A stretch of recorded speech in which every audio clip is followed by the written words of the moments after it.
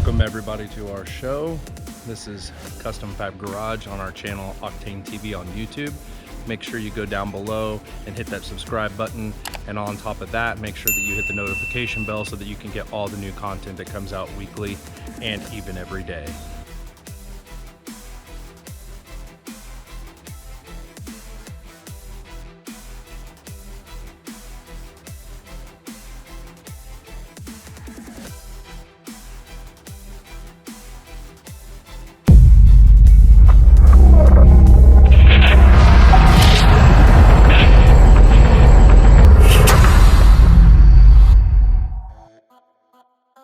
So this is what the radio looks like.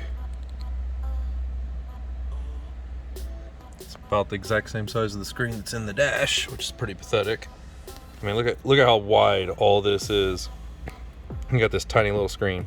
I mean, my cell phone is bigger than that screen. So yeah, we're gonna be removing this and changing it all up to aftermarket with a larger screen.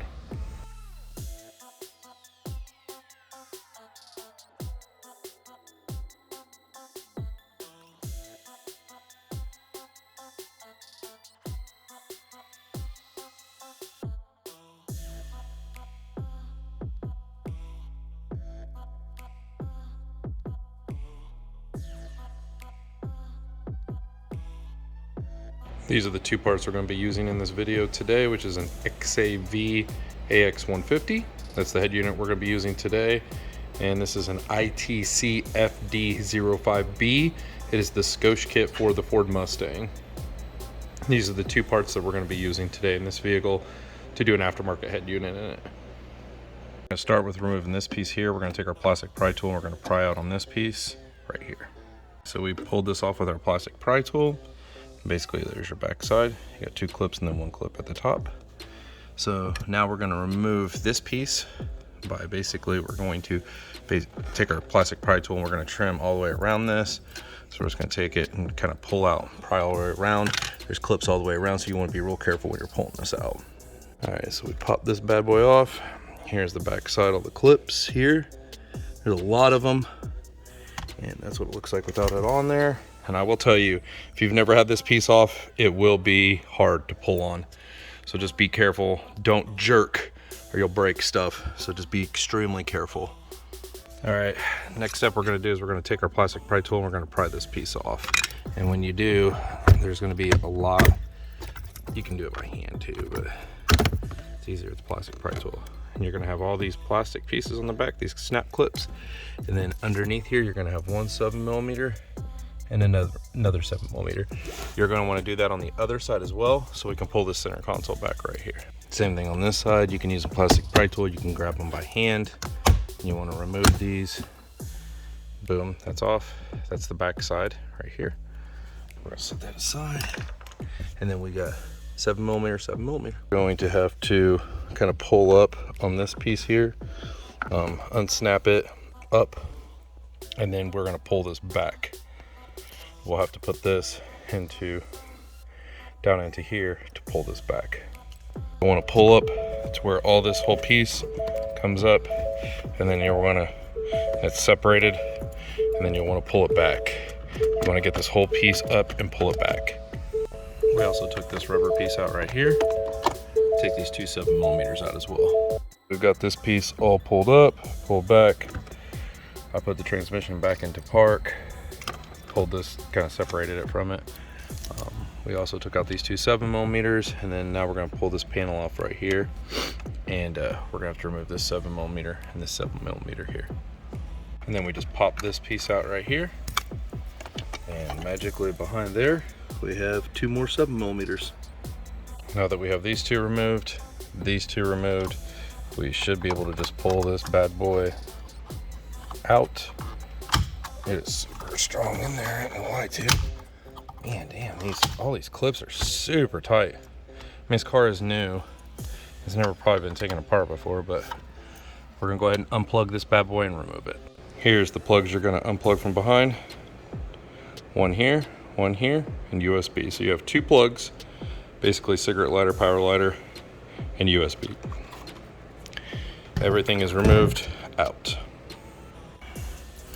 Here's the plugs that you're going to unplug.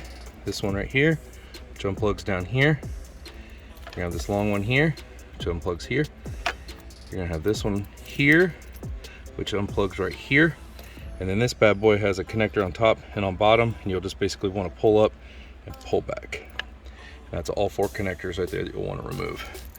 Next step you're gonna want to do is you're gonna have to take out these 4 7mm here to remove the brain, and then 4 7mm up here, 1, 2, 3, 4 to remove the 4-inch screen. Here's the back of this. We removed this plug, and this blue plug right here. I'll show you those inside the car as well. Here's the plugs. We have a large, like, European style that uses the swivel. We have this black plug here, which is USB, basically mini, and this blue plug here. Next step, we're going to check in the instructions and make sure we have to remove this. Most of them you have to remove this. Per the instructions, we do need to remove the 4 7mm and take this piece out. These are the 3 plugs you're going to remove right here. 1, 2, and 3. So basically 1, 2, 3. And inside the vehicle, we have 1 long plug, 1 middle plug, 1 small plug. That's everything left. Per the instructions, you will need to cut. So you're going to have to cut here and then cut here to remove this whole big back piece here. I'll kind of show you what they're talking about. So you're gonna have to cut here, and then you're gonna have to cut on the other side to remove this whole back piece right here. Otherwise the double dim won't fit in.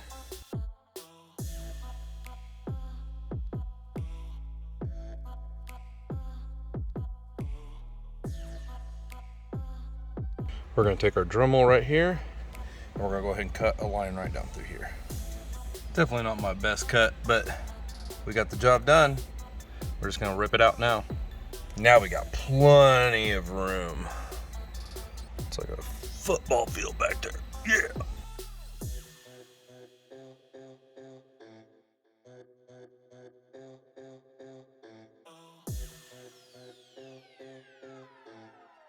We're gonna remove all these, which are T10s, little T10 Torx. We're gonna take all these little silver screws out. And if you just read through the instructions that comes through it, it's gonna walk you through how to take out the circuit board. So you can basically take this out and put it into this. So we're gonna take everything from the factory and remove it over to the Scosche.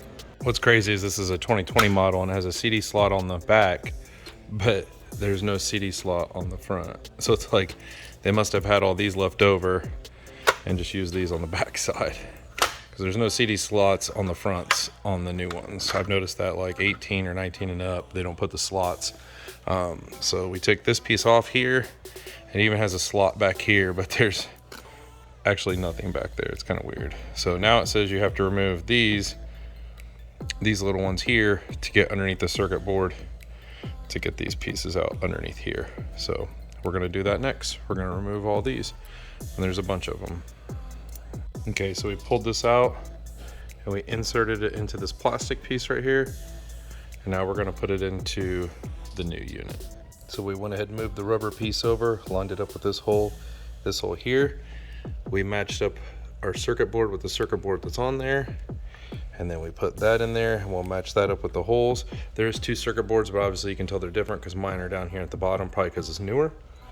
And then we're gonna match that up, and then we're gonna put this bad boy on and screw it all down with the factory screws that we took out of disassembly from the first piece. We have everything plugged into the brain according to how the diagram is. So you just want to follow the instructions on the diagram, especially the dip switch settings and the steering wheel controls for what radio you have. Since we have a Sony, we are just going to basically plug it into the 3.5mm. The rest of this we all have to wire up to the Sony and wire up to the vehicle, and also plug into this actual new radio bezel.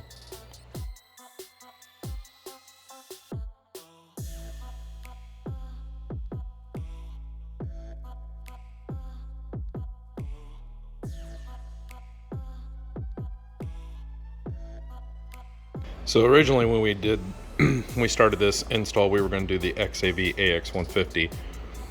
We were actually going to switch and go with the XAV-AX5600. At this particular time, while we're doing this video, right now, I've waited around approximately 7 months on this one.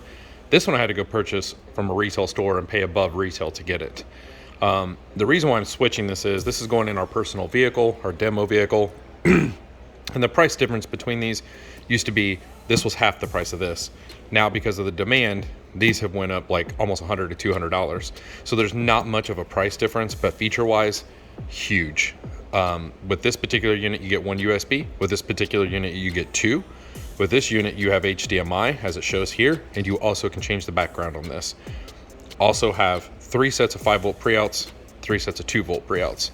So for all those features and the minimal money difference it is now compared to what it used to be a year ago, this is also an obsolete model, but still an awesome model. This is a current model. We're gonna go ahead and put this in our car only because it just makes sense. Both of these are amazing head units, no matter which one you go with.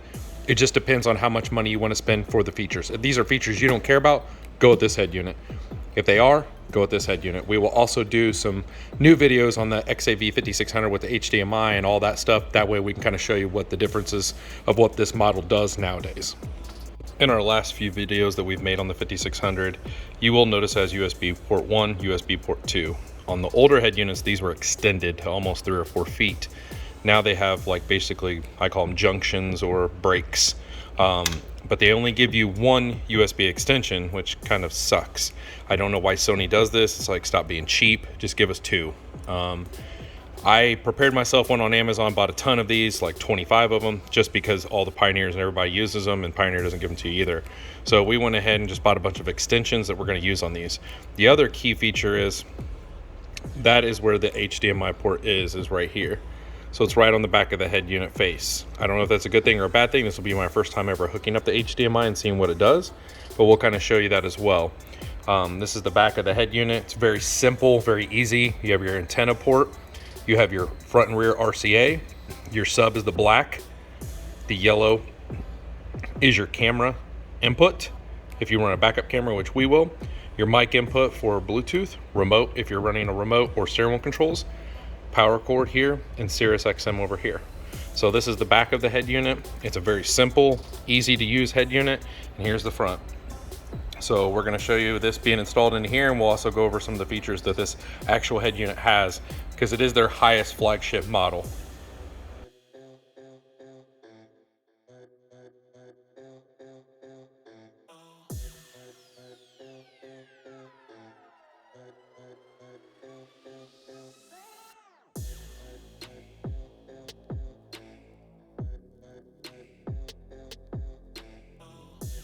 All right, we have everything wired up, our standard colors. The only thing that we piggybacked off of this is we're running 3 wires for our gauges, so don't really pay much attention to that. The only wire I haven't hooked up is the illumination or dimmer wire, because I got to see how it looks when it goes in here. But basically every color will match each other, and you just connect them. That's pretty much it. So this is just a test we're going to put in there, make sure everything works, and see how it goes. Just to let you know, you will have to transfer this over to the new kit as well. You will have to take off the factory pieces, the clips to put on each one of these here. So you're going to take those and snap those on from the factory one. All right, we have everything plugged in over here. This is for the reverse camera. Steering wheel controls goes to here. Your antenna, which we're going to plug this antenna, this green one here, into the black one. There is a blue one. We tried it, it didn't work, so we're going to try the black one. You must plug in all these, your HVAC controls, and follow the diagram that it gives you. So just make sure you plug everything in just like it shows you in the diagram, and everything should work. So we're going to plug all this in, make sure everything works, see how it goes. All right, we do have everything plugged in here. We have everything plugged in here because you have 2 plugs you have to plug in here. We also got this screwed in with 4 screws on here. So we're going to go ahead and test everything, see how it works, make sure the steering wheel controls work, make sure all the heater controls work, make sure everything is working simultaneously with this radio. We'll see how that goes. Okay, so we do have the radio working. We do have this going. All right, so we got everything installed. This is hard to see what it really looks like because it looks very distorted in this video, but it is not distorted. It looks actually way 100% cleaner. It doesn't look fuzzy or anything like it does in this video. It actually, I'll take some good pictures of it. It looks kind of like this, but it looks really good in real life. Like, it actually matches really well to this. It's just hard to tell in this video, but we did get everything working. Getting ready to try the volume, which is working, which is awesome. So I'm gonna try everything, make sure everything works, and hopefully it will work out just like OEM.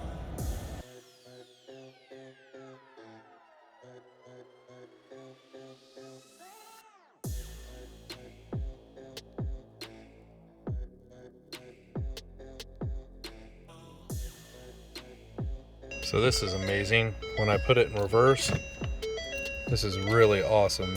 It throws this in reverse and throws my parking sensors down here.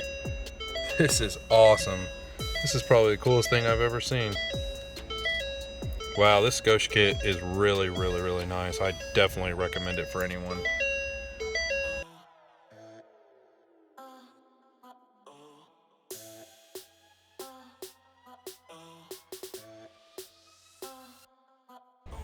Everything installed in here. We still got to put everything else together, but looking really good.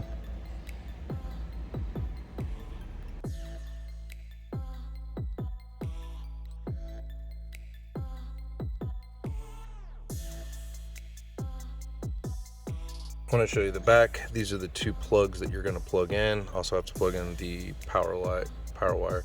This is the factory USB. I do want to try that and see if that is going to work.